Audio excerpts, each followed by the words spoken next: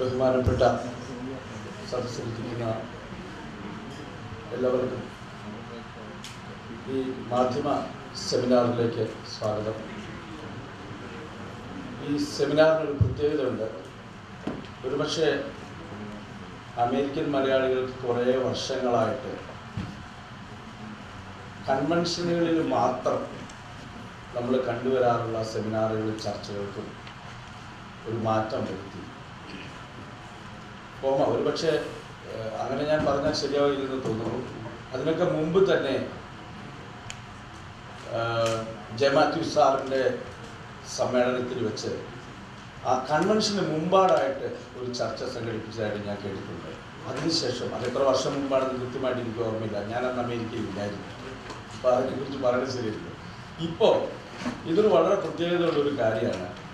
സാധാരണ നമ്മുടെ മുഖ്യധാര സംഘടനകളെല്ലാം കൺവെൻഷൻ സംഘടനകളാണ് എന്ന് നമുക്ക് തോന്നിയ ഘട്ടത്തിൽ അങ്ങനെ അല്ല എന്ന് നമ്മളോട് പറയാൻ ഈ പ്രാവശ്യത്തെ കോമായുടെ ഭാരവാഹികൾ, പ്രത്യേകിച്ചും അതിൻ്റെ പ്രസിഡന്റ്, സെക്രട്ടറി, കൺവെൻഷൻ ചെയർമാൻ, ഈ വലിയ ഒരു ഗ്രൂപ്പ്, വലിയ കൂട്ടായ്മയോടുകൂടി പ്രവർത്തിച്ച് മുമ്പോട്ട് പോയപ്പോൾ അവർ ആ കൺവെൻഷനെ മാത്രം തയ്യാറാകുന്ന ഒരു ഘട്ടമല്ല എന്ന് നമുക്ക് ബോധ്യമുണ്ട്. അടുത്ത മാസം ആദ്യം കൺവെൻഷൻ നടക്കാൻ പോകുന്ന ഒരു സംഘടനയ്ക്ക് ഇത്ര മനഃശാന്തിയോടെ ഇവിടെ വന്നിരിക്കാൻ പറ്റില്ല. നേതാക്കൾക്ക് മലീമസമാകുന്ന മലയാളിയുടെ മാനസത്തെക്കുറിച്ച്, അങ്ങനെ മലീമസമാക്കപ്പെട്ട മലയാളിയുടെ മനസ്സ്, അതിൻ്റെ സാഹിത്യകാരന്മാരുടെ, മാധ്യമപ്രവർത്തകരുടെ പങ്ക്, ഇതാണ് യഥാർത്ഥത്തിൽ ഇന്ന് നമ്മൾ ചർച്ച ചെയ്യുന്നത്. ഈ ചർച്ചയിൽ നമുക്ക് ഇവിടെ പങ്കെടുക്കാനെത്തിയിരിക്കുന്നത് യഥാർത്ഥത്തിൽ അമേരിക്കൻ മലയാളികൾക്ക് അഭിമാനിക്കാവുന്ന മാധ്യമരംഗത്ത് വലിയ നേട്ടങ്ങൾ തന്നെ സംഭാവന ചെയ്തിട്ടുള്ള വ്യക്തികളാണ്. പ്രത്യേകിച്ച് ജോർജ് ജോസഫ്. അദ്ദേഹത്തെക്കുറിച്ച് നമുക്കൊരു വാക്ക് ഈ സന്ദർഭത്തിൽ പറയാതിരിക്കാൻ പറ്റില്ല. ഒരു എഴുത്തുകാരൻ എന്നുള്ള രീതിയിലും ഒരു മാധ്യമപ്രവർത്തകൻ എന്നുള്ള രീതിയിലും നമുക്ക് ഇംഗ്ലീഷിലും മലയാളത്തിലും ഇവിടെ ജീവിച്ച് അതുമാത്രം തൊഴിലാക്കി ജീവിക്കുന്ന ഒരു മാധ്യമപ്രവർത്തകനാണ് ജോർജ് ജോസഫ്. അങ്ങനെ കൂടുന്ന ഓരോരുത്തരും, ഫിലിൽ ട്രൈസ്റ്റാർ, ജോർജ് കുമ്പൈ, ഈ ഇവിടെ കൂടിയിരിക്കുന്ന മാധ്യമപ്രവർത്തകർ ഓരോരുത്തരും യഥാർത്ഥത്തിൽ വളരെ വിലമതിക്കുന്ന ആൾക്കാർ. ഈ വിഷയത്തെക്കുറിച്ച് നമുക്ക് പല രീതിയിൽ ചിന്തിക്കാം. കേരളത്തിൻ്റെ മലയാളിയുടെ മനസ്സ് പ്രയാസപ്പെട്ട ഘട്ടങ്ങളിലൂടെ കടന്നു പോവുകയായിരുന്നു. ആ ഘട്ടങ്ങൾ എന്തൊക്കെയാണെന്ന് നമുക്ക് ചിന്തിക്കേണ്ട ഒരു അവസരം നമുക്ക് ഒരുക്കിയപ്പോൾ അതെന്താണെന്ന് നമുക്ക് ആലോചിക്കാം. ഈ മാധ്യമപ്രവർത്തകൻ്റെ ജോലി ഇല്ലാത്തത് ഉണ്ടാക്കുക, ഇല്ലാത്തത് സൃഷ്ടിക്കുക. സത്യമാകട്ടെ അസത്യമാകട്ടെ ജനങ്ങളെ അത് ധരിപ്പിക്കുക. അതായിരിക്കുന്നു മാധ്യമപ്രവർത്തനം എന്ന് പറഞ്ഞിരിക്കുക. ഉള്ളത് ഇല്ലാതാക്കാൻ വേണ്ടി മാധ്യമപ്രവർത്തകർ ഒത്തിരി കഷ്ടപ്പെടാറുണ്ട്. നമുക്കറിയാം അതിൻ്റെ വഴികളുള്ളത്. ആ വഴികളിലൂടെ മലയാളി കുറേ നാളായി സഞ്ചരിച്ചുകൊണ്ടിരിക്കുക. അവസാനം മാധ്യമരംഗത്ത് പ്രവർത്തിക്കുന്നവർക്ക് ആകമാനം നാണക്കേടുണ്ടായ ഒരു സംഭവം ഇവിടെ ഉണ്ടായി. നിങ്ങൾ ചിലർ കേട്ട് കാണും. തിരുവനന്തപുരത്തെ സെക്രട്ടേറിയറ്റിന് 1.5 കിലോമീറ്റർ അപ്പുറം 1.5 ഏക്കർ സ്ഥലത്ത് ഒരു മാധ്യമക്കാരുടെ ഒരു കോളനി, ജേർണലിസ്റ്റ് കോളനി എന്നാണ് അറിയപ്പെടുന്നത്. ഹൗസിംഗ് ഡെവലപ്മെൻറ്റ് കോർപ്പറേഷൻകാർ പാവപ്പെട്ട പത്രക്കാരെ അംഗീകരിച്ച് അവർക്ക് കിടക്കാൻ പാറ്റുള്ളൂ.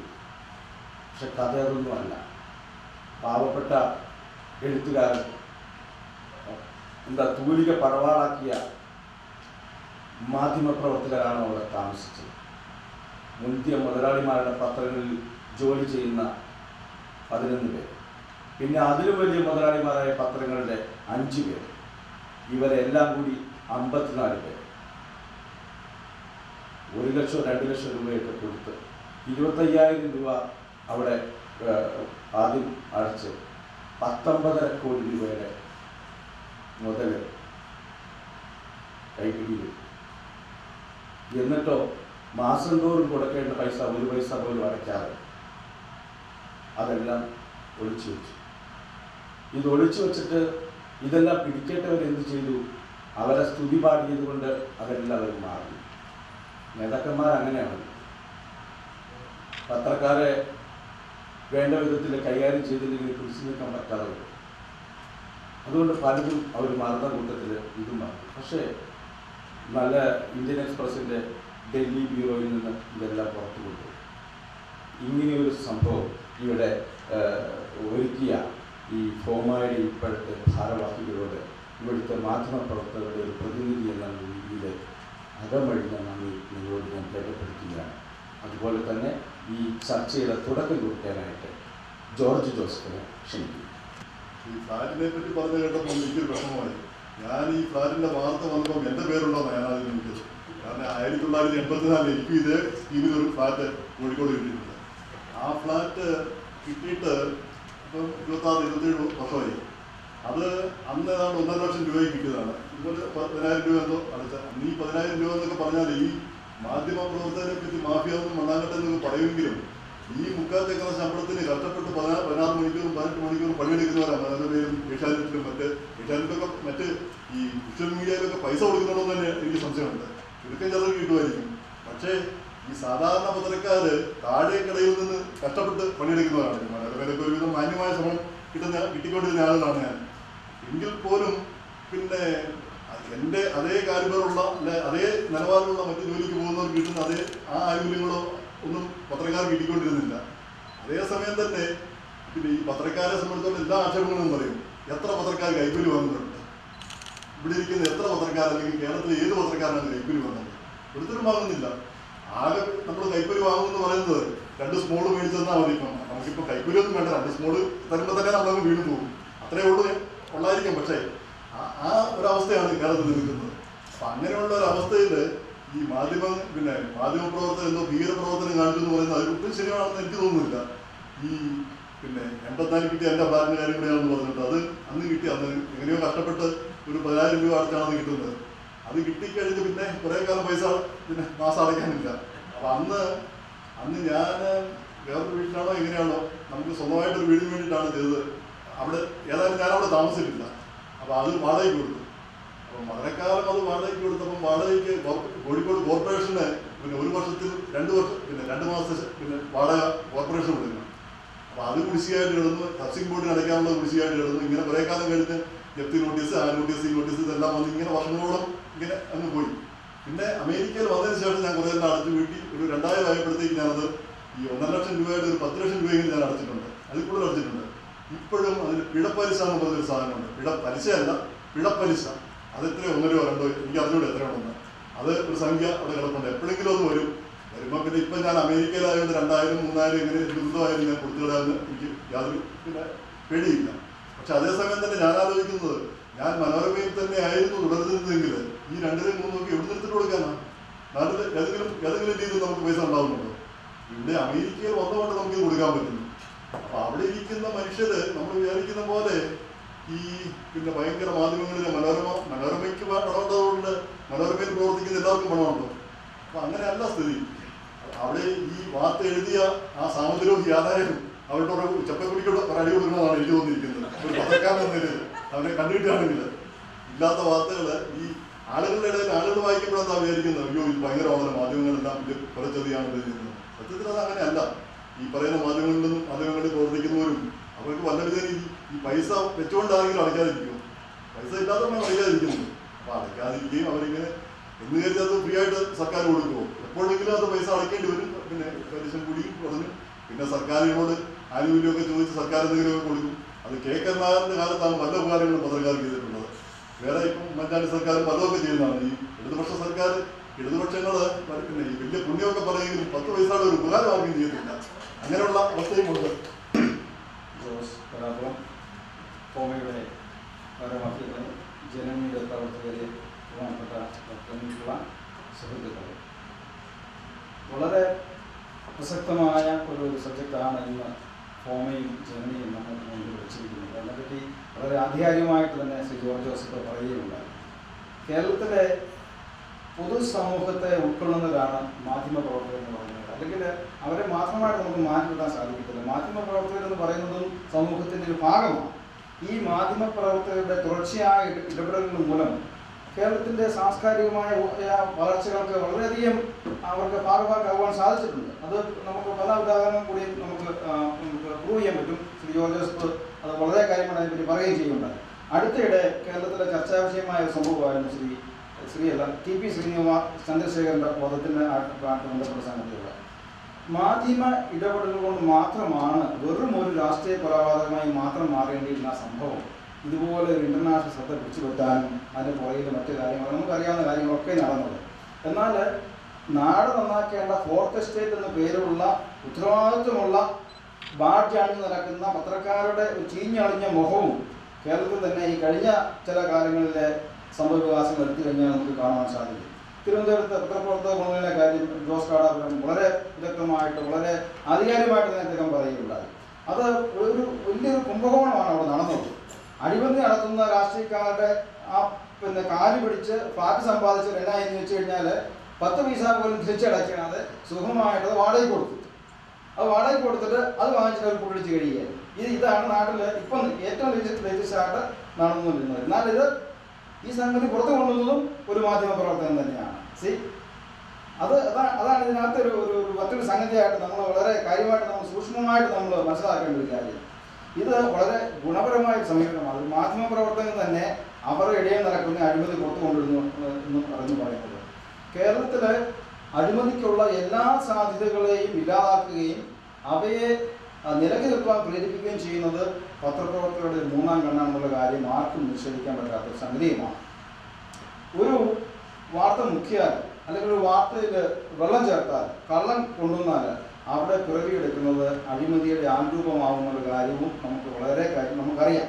അതുകൊണ്ട് തന്നെ ഈ പത്രപ്രവർത്തകർക്കായാലും സാംസ്കാരിക നായകന്മാർക്കായാലും കേരളത്തിലെ ഈ സാംസ്കാരികമായ അധിനിവേശത്തെ ചെറുത്തു നിൽക്കുവാനും മലിനമാകുന്ന അവസ്ഥകൾക്കെതിരെ ക്രിയാത്മകമായി പ്രതികരിക്കാനുള്ള ഉത്തരവാദിത്വം എല്ലാവർക്കുമുണ്ട്. അത് പത്രക്കാർക്ക് മാത്രമല്ല, സമൂഹത്തിലെ എല്ലാവർക്കുമുള്ള സംഗതികളാണ്. കേരളത്തിലെ ഈ സംഭവങ്ങൾ ഒപ്പം തന്നെ ചേർത്ത് വായിക്കേണ്ട മറ്റൊരു സംഭവമാണ് ഈ അടുത്തിടെ ആസാമിലെ ഗോഹട്ടിയിൽ നടന്നത്. ഒരു പെൺകുട്ടിയെ നടുറോഡിലിട്ട് 20ഓളം ചേർന്ന് പീഡിപ്പിക്കുന്ന സംഭവം കണ്ട ഒരു പ്രാദേശിക ചാനലിലെ ഒരു പത്രപ്രവർത്തകനെ രംഗം ചിത്രീകരിക്കുകയും അത് ചാനൽ വഴി ലോകമെമ്പാടും എത്തിക്കുകയും ചെയ്തു. പ്രിയപ്പെട്ട ജോസ്, ഇവിടെ ഒരു അവലോകനം നടത്താൻ വേണ്ടി വന്നു. ഇവിടുത്തെ പ്രവർത്തനങ്ങൾ എനിക്ക് തോന്നുന്നത് ഇന്ത്യ ഒരു ന്യൂട്രൽ പൊസിഷനാണ് എല്ലാത്തിനും കഴിക്കുന്നതാണ് എനിക്ക് തോന്നുന്നത്. നാട്ടിൽ മാത്രമേ ഉള്ളൂ ശരിക്കും പത്രപ്രവർത്തനം നടത്തുന്ന എനിക്ക് തോന്നുന്നത്. ഇവിടാണെങ്കിൽ ആരെയും കണക്കാതെയുള്ള ഒരു സമീപനമാണ് ഞാൻ കണ്ടിട്ടുള്ളത്. എനിക്കതാണ് ആർക്ക് പറയാനുള്ളത്. ഇവിടെ പൊക്കാനെയും വേണം, സോമയും വേണം, ഉയർന്നു വരാനും വേണം, എല്ലാവരും വേണം, മതസംഘടനകൾ വേണം. ഇവരെല്ലാം പീഡിപ്പിക്കുക അല്ലെങ്കിൽ അവരെ എല്ലാവരെയും സന്തോഷിപ്പിച്ച് മുമ്പോട്ട് കൊണ്ടുപോകാനുള്ളൊരു ധർമ്മമാണ്. ശരിക്കുമുള്ള പത്രധർമ്മമാണോ എന്ന് ചോദിച്ചാൽ അല്ലെന്ന് എനിക്ക് തോന്നുന്നത്. എല്ലാവരെയും ഒരു തരത്തിൽ ഒരു അണ്ടർസ്റ്റാൻഡിങ് അവരുടെ വരുന്ന ന്യൂസുകൾ അതേപടി തന്നെ ഇടുക. വിഷ്വൽ മീഡിയയിൽ ഞാൻ കണ്ടിട്ടുള്ള ഒരു ട്രെൻഡ് എന്ന് പറഞ്ഞു കഴിഞ്ഞാൽ ഏതെങ്കിലും ഒരു പ്രോഗ്രാം ഉണ്ടെങ്കിൽ അതിന് വിളിക്കും പോകും. അല്ലാതെ ഇൻവെസ്റ്റിഗേറ്റീവായിട്ടൊന്നും ഇവിടെ അങ്ങനെ ചെയ്യാനുള്ള സാധ്യതകളില്ല. പല രീതിയിലും അത് നടക്കാറില്ല. പിന്നെ പത്രത്തിൽ ഞാൻ കണ്ടുകൊണ്ടിരുന്ന പത്രങ്ങൾ വായിക്കുമ്പോൾ കാണുന്ന ഒരു കാര്യം എന്ന് പറഞ്ഞു കഴിഞ്ഞാൽ എഴുതി കൊടുക്കേണ്ട കാര്യങ്ങൾ അതേപടി പ്രിന്റ് ചെയ്ത് വരുന്നു. ഇന്ന് മാധ്യമപ്രവർത്തനം സേവനമല്ല, ഒരു വ്യവസായമാണ്, ചന്തയാണ്. അതിൻ്റെ ഉദ്ദേശം ലാഭമാണ്. എങ്കിൽ ലാഭത്തിന് വേണ്ടി എന്ത് ചെയ്യാൻ ഏത് മാധ്യമ മാനേജ്മെൻറ്റും ചെയ്യും. ജോർജ് ജോസഫ് പറഞ്ഞ പോലെ അത് എഴുതുന്നവർക്കും ഓടി തന്ന് പത്രം കൊടുക്കുന്നവർക്കൊന്നും കാശ് കിട്ടുന്നില്ലായിരിക്കും. പക്ഷേ മാനേജ്മെൻറ്റ് ലാഭം ഉണ്ടാക്കുന്നുണ്ട്. ആ ലാഭത്തിന് വേണ്ടി അവർ എന്തും ചെയ്യും. അവർ വാർത്തകളുണ്ടാക്കും, ഏത് വാർത്തയ്ക്കും നിറം കൊടുക്കും, ഏത് കുറ്റകൃത്യങ്ങളെയും രാഷ്ട്രീയവൽക്കരിക്കും, കുറ്റക്കാരെല്ലാം മഹത്വവൽക്കരിക്കുകയും ചെയ്യും. എന്നിട്ട് പോലും കേരളത്തിലെ ജനങ്ങളെ വലിയ തോതിൽ സ്വാധീനിക്കാൻ ഈ മാധ്യമങ്ങൾ കഴിഞ്ഞിട്ടില്ല എന്നുള്ളത് കൊണ്ട് തന്നെയാണ് മലയാളി മാനസം മലിനമാകുന്നില്ല എന്ന് ഞാൻ ഉറപ്പിച്ചു പറയാൻ കാരണം സാഹിത്യകാരന്മാരുടെ കാര്യം പറഞ്ഞാൽ പാവങ്ങൾ യാതൊരു ലക്ഷ്യവുമില്ലാതെ എങ്ങോട്ട് തിരിയണം എന്നറിയാതെ ദിശാബോധം നഷ്ടപ്പെട്ട് നടക്കുന്ന ഒരു വിഭാഗക്കാരാണ് അവിടെയും ഇവിടെയും. അതുകൊണ്ട് അവരുടെ പങ്ക് നമ്മൾ നിങ്ങൾക്ക് പറയുകയേ വേണ്ട. പക്ഷെ ഒരു കാര്യം സത്യമാണ്, ഏതൊരു കൊലപാതകത്തെയും കേരളത്തിൽ മാധ്യമങ്ങൾ ഏതെങ്കിലും ഒരു രാഷ്ട്രീയ പാർട്ടിയോട് ബന്ധപ്പെടുത്തി പറയാൻ ശ്രമിക്കാറുണ്ട്. കേരളത്തിലെ ഏതു മനുഷ്യനെ എടുത്താലും ഒന്നുകിൽ അവൻ എന്നെങ്കിലും ഒരു രാഷ്ട്രീയ പാർട്ടിയിൽ ബന്ധുവായിരുന്നിരിക്കാം, ബന്ധപ്പെട്ടിരുന്നിരിക്കാം, അനുഭാവിയായിരുന്നിരിക്കാം, അതും അല്ലെങ്കിൽ ഇവരുടെ ബന്ധുക്കൾ ആരെങ്കിലും ഏതെങ്കിലും രാഷ്ട്രീയ പാർട്ടി ബന്ധപ്പെട്ടവരാണ്. സാംസ്കാരിക അധപതനത്തിൽ മാധ്യമപ്രവർത്തകരുടെയും സാഹിത്യകാരന്മാരുടെയും പങ്ക് സാംസ്കാരികമായി നോക്കുകയാണെങ്കിൽ കേരളത്തിലെ എല്ലാ മണ്ഡലങ്ങളിലും ഇന്ന് അധപതനമുണ്ട്. രാഷ്ട്രീയക്കാരും പോലീസുകാരും ഇപ്പോൾ സമുദായക്കാരും എല്ലാം കൂടി ഒരു അവിശുദ്ധ കൂട്ടുകെട്ട് ഉണ്ടാക്കിയിട്ടുണ്ട്. ഇപ്പോൾ TP ചന്ദ്രശേഖരൻ്റെ വധത്തെക്കുറിച്ച് ഇവിടെ പരാമർശിച്ചു. അത് ഒരു കണക്കിന് വളരെ വിഷമമുണ്ടാക്കുന്ന ഒരു കാര്യമാണ്. ഏതോ ഒരു സാഹിത്യകാരൻ പറഞ്ഞു 42 വെട്ട് ഏറ്റുവാങ്ങാൻ ചന്ദ്രശേഖരന് കഴിഞ്ഞത് അദ്ദേഹത്തിന് അതുപോലെ ഒരു മുഖം ഉണ്ടായിരുന്നത് കൊണ്ടാണെന്നാണ്. അതുപോലെ മുഖമുള്ള രാഷ്ട്രീയക്കാർ ഇന്ന് കേരളത്തിൽ വളരെ കുറവാണ് എന്നാണ് എൻ്റെ അഭിപ്രായം.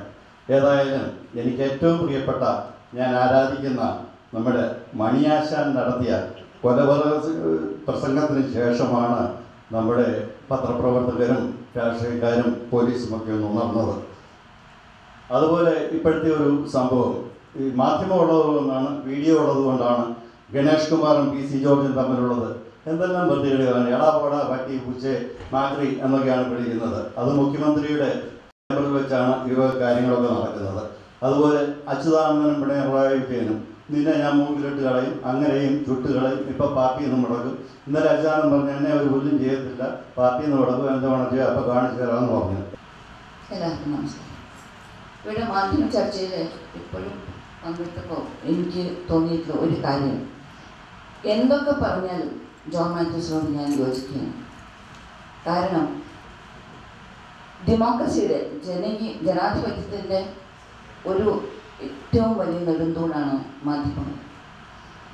അത് ഇല്ലാതാവുന്ന, അതിനെ തമസ്കരിക്കുന്ന, അതിന് ഒരു സ്ഥാനം കുറയുന്ന ഒരു രാഷ്ട്രീയ വ്യവസ്ഥിതി ഒരു കാലത്ത് നമുക്ക് അനുവദിച്ചു കൊടുത്തുകൂടി. പിന്നെ ഈ രാഷ്ട്രീയ പാർട്ടികളും മതസംഘടനകളുമൊക്കെ പൊളച്ച് കളിക്കുന്ന കേരളത്തിൽ ഇപ്പോഴും ഞാൻ പറയാം, ഒരു സൂര്യകിരണമെങ്കിലും നിൽക്കുന്നുണ്ടെങ്കിൽ അത് ഈ മാധ്യമങ്ങൾ തന്നെയാണെന്നാണ്. അതിൻ്റെ അർത്ഥം മാധ്യമങ്ങൾ ഹോളിക്കവാണെന്നോ അവരിൽ ചീത്ത ആൾക്കാരില്ല എന്നോ ഒന്നുമല്ല. കാരണം ഈ വീണ്ടും ജോൺ മാത്യൂസിന് ഞാൻ പറയും, ഈ റിപ്പോർട്ടർ ലെവലിലോ അല്ലെങ്കിൽ അങ്ങനെ ആ ലെവലിലുള്ളവരല്ല ഇതിൻ്റെ പോളിസി നിശ്ചയിക്കുന്നത് എന്നുള്ളത് കൊണ്ട് തന്നെ ഇതിൻ്റെ മുകളിലുള്ള മാനേജ്മെൻറ്റിൻ്റെ പോളിസിയും അവരുടെ അജണ്ടയും വേറെയാണ് എന്നുള്ളത് കൊണ്ട് തന്നെ ഇതിൽ ഈ മാധ്യമങ്ങളുടെ പങ്ക് കുറേ കൂടെ പരിമിതമാണ്. പത്രം ബ്ലാക്ക് ആൻഡ് വൈറ്റ് ആയിരിക്കണമെന്നും കളർ ചേർക്കുന്നതെന്നും ഇവിടെ നല്ലൊരു പരാമർശം കേട്ടു. വളരെ വളരെ ശരിയാണ്. ഈ പത്രമാധ്യമങ്ങളിൽ സാഹിത്യ ഭാഷ കടന്നു കൂടിയപ്പോഴാണ് പോലീസുകാരൻ്റെ സഹായത്തോടുകൂടി ഗർഭിണിയായ സ്ത്രീയെ ആശുപത്രിയിൽ പ്രവേശിപ്പിച്ചത് വെളിപ്പെടുത്തുന്നത്. ഇപ്പം ഗർഭിണിയായത് പോലീസുകാരൻ്റെ സഹായം കൊണ്ടാണോ, പോലീസുകാരുടെ സഹായത്തോടുകൂടി ആശുപത്രിയിൽ പ്രവേശിപ്പിച്ചതാണോ എന്നിങ്ങനെ ആൾക്കാർക്ക് സംശയമുണ്ട്. ഭാഷ പ്രയോഗിക്കുന്നതിൽ വന്ന വൈകല്യം കാരണം നമ്മുടെ പത്രഭാഷ മലിനമായ പത്രഭാഷയെ ശുദ്ധീകരിക്കാനായി സാഹിത്യത്തിൻ്റെ ക്ലോറിൻ കോരിയൊഴിക്കാൻ തുടങ്ങി. ബഹുമാന്യരെ, ഈ സമ്മേളനത്തിൽ വെറും 2 ആഴ്ച മുമ്പ് ഒരു അമേരിക്കൻ വനിതയെ പോയി. അമേരിക്കൻ വനിത എന്ന് ഞാൻ പറഞ്ഞാൽ ഇവിടെ ഇന്ത്യൻ അമേരിക്കനുണ്ട്, ചൈനീസ് അമേരിക്കനുണ്ട്, ജാപ്പനീസ് ഒന്നുമില്ല. അമേരിക്കൻ വനിത സാധാരണ അവരുടെ കാര്യമായിട്ട് പരിചയപ്പെട്ട് സംസാരിക്കാനിടയായി വെറും 2 ആഴ്ച മുമ്പ്. അപ്പോൾ ഇന്ത്യയെ പറ്റി സംസാരിച്ച കൂട്ടത്തിൽ അവർ ഞാൻ ഇന്ത്യ സന്ദർശിച്ചിട്ടുണ്ടോ എന്ന് ചോദിച്ചപ്പോൾ ഞാൻ 2 പ്രാവശ്യം ഇന്ത്യയിൽ പോയിട്ടുണ്ട് എന്ന് പറഞ്ഞു. അത് കഴിഞ്ഞ് പിന്നീട് അവൾ പറഞ്ഞു ഒരു സെൻറ്റൻസ് ഈ മാധ്യമപ്രവർത്തനത്തിൻ്റെ സെമിനാറിൽ എന്നെ മനസ്സിലാക്കി കടന്നു വരികയാണ്. I am proud of India because the media is not biased in India. അപ്പം ഞാൻ അവരോട് ചോദിച്ചു, നിങ്ങൾ ഇവിടുത്തെ media yes the media is more biased in America. വെറും 2 ആഴ്ച മുമ്പ് ഒരു അമേരിക്കൻ എന്ന് പറഞ്ഞ ഒരു സെൻറ്റൻസാണ്. അതായത് കേരളത്തിൽ നടക്കുന്ന ഭീകര സംഭവങ്ങളെ പറ്റി നമ്മൾ ഞെട്ടുമ്പോൾ അമേരിക്കയുടെ ചരിത്രത്തിലെ കൊളറാഡോ മൂവി തിയേറ്ററിൽ വെച്ച് നടന്ന ഏറ്റവും വലിയ മാസക്കറിന് വിറ്റ്നസ് ചെയ്തിട്ട് 24 മണിക്കൂർ കഴിഞ്ഞു. അമേരിക്ക ഞെട്ടി, ലോകം ഞെട്ടി. മലിനമാകുന്ന മലയാള മനസ്സും കേരളത്തിൻ്റെ സാംസ്കാരിക തലത്തിൻ്റെ മാധ്യമപ്രവർത്തകരുടെയും സാഹിത്യകാരന്മാരുടെയും പങ്ക്, അവരുടെ ഉത്തരവാദിത്വം എന്നുള്ള വിഷയത്തെ ആസ്പദമാക്കി നടന്ന മാധ്യമ സെമിനാറ് തീർച്ചയായിട്ടും ഇവിടെ കടന്നു വന്ന നമ്മുടെ ഓരോരുത്തരുടെയും മനസ്സിൽ ശരിയായ പത്രപ്രവർത്തനത്തിൻ്റെ വിവിധ വശങ്ങളെക്കുറിച്ച്, യാഥാർത്ഥ്യങ്ങളെക്കുറിച്ച്, മനസ്സിലാക്കേണ്ടതായ സത്യങ്ങളെക്കുറിച്ച് ഒക്കെയും തുടക്കം മുതൽ ഇതിൻ്റെ മോഡറേറ്ററായി കടന്നു വന്ന ജോസ് കാടാപ്പുറം തൊട്ട് ഈ പരിപാടി വളരെ മനോഹരമാക്കുവാൻ തക്കവണ്ണം പരിസമാപ്തിയിൽ സംസാരിച്ച ഡോക്ടർ ബി പിള്ള ഉൾപ്പെടെയുള്ളവരുടെ സുദീർഘമായ ആശയങ്ങൾ നമുക്ക് കേൾക്കുവാനിടയായി.